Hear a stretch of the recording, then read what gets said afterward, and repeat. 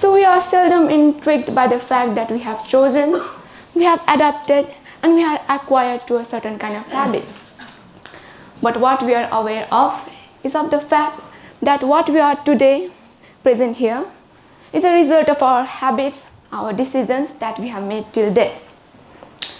In this contemporary social sphere, a human is not only identified by his physical self, but other factors like his mentality, his personality, his character, and his accomplishments matter to a great extent, all of which are a byproduct of our habits and the choices we have made. So let me elaborate this with a psychological story. So let's assume there are two children. They are of the same age, they are best friends, they are very much identical to each other, and they even go to the same school. But fast forward to the reality, they ended up in a very contrasting situation. The former friend ended up in a very good physical appearance, or let's say physique. He ended up with many trustworthy friends. He had set up a business and was prospering in his life. Moreover, he was living a very happy and an austere life. But on the other hand, the other friend ended up not so physically or mentally stable. He was having very few friends and was trying his best to make both ends meet. So what we can assume from the fact here is that the former friend has made many good decisions, while the later one has made many regrettable choices. So from this story, we can assume that the future is certainly driven by our choices, our habits, and our daily routine. So the twist of my story lies here in the fact that the two friends are not two different individuals, but me trying to create two different versions of a single individual. The former friend who has chosen to go to gym instead of clubbing, chose healthy foods over processed ones, or has utilized his time instead of mindlessly wasting it, is the ideal friend. And the other one who has made a lot of regrettable choices, it's, let's say, a worst friend or the worst one. So similarly, both the two friends, ideal and the worst one, are present within all of us.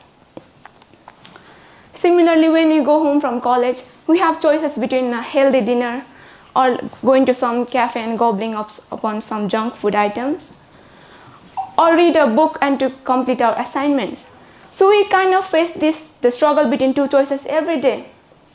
So let's imagine tomorrow is a very important event of your life. Tomorrow you may be having your final exams, or you may be having an interview. You have prepared a schedule for tomorrow, a routine, and you have even set up an alarm for, let's say, 6 a.m. in the morning. But when the alarm goes off at 6 a.m., there are two voices inside of your head. The first voice tells you to get up and get ready for the day, or else you are going to regret it. But the second voice tells you to forget about the routine, forget about the event, and not leave the heavenly coziness of your bed. So how many of you have faced this kind of struggle? So I see quite a number of people. Even me, I have faced this struggle quite a lot of times. So what I have learned from this struggle between choices is that to stop listening to the two voices and ask yourself what the ideal version would be doing, what your ideal version would be doing, and always try to get closer to becoming the best version of yourself. And another thing is, the most favorite thing that our mind likes to play is comparison. Even we try to compare everything in our life, like we try to compare two different brands, even we try to compare two different individuals. But in the present day, we compare ourselves to the remarkable personas of today like Mark Zuckerberg, Lionel Messi, Mariah Carey, and there are many successful individuals. The dissimilarity concludes with the fact that they are full-fledgedly successful in their particular field, whereas we are stuck somewhere in between ours. Food, shelter, and clothing aren't the only necessity of today's generation, but accomplishing success has become the new thing. It wouldn't be erroneous for me to assert the fact that all of us present within these four walls transpire to become successful one day. Isn't it so? Some may want to become a bureaucrat, some may want to become a doctor, an engineer, and so on. So the modern landscape has bestowed us with quality videos, quality courses, and quality quotes and everything to inspire us and to refine ourselves to become a better version. So the researchers show that the factors which lead to success are knowledge, interest, motivation, and there are many other psychological factors. But if we go back to the previous story, both of the friends went to the same school. Even both of the friends might have the similar teachers who motivated them, gave them the same knowledge. But why only one friend is successful? So the truth lies here in the fact that only the successful friend has exerted himself to the pain of discipline and to the pain of forming a habit. Mechanism to prosper lies in the choice of us forming a habit and of the art of forming a discipline.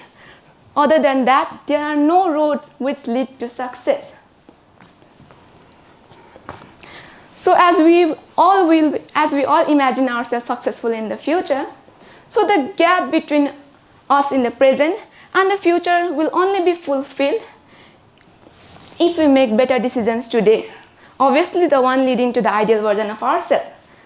We are the CEO of our life. So we must hire the ideal friend and fire the worst one immediately.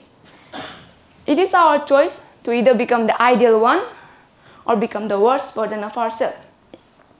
We are the sculptor of our life, and every day is an opportunity to carve out a better version. So I would like to convey to everyone present here to please try to become the ideal version of yourself. Whenever you are in a situation, in the struggle between two choices, always ask yourself what the ideal version of you would be doing. Remind yourself that the pain of discipline comes in ounces, while the pain of regret comes in tons. And lastly, I would like to convey to everybody to choose wisely before it becomes a habit, because success is enjoyable, whereas regret is not.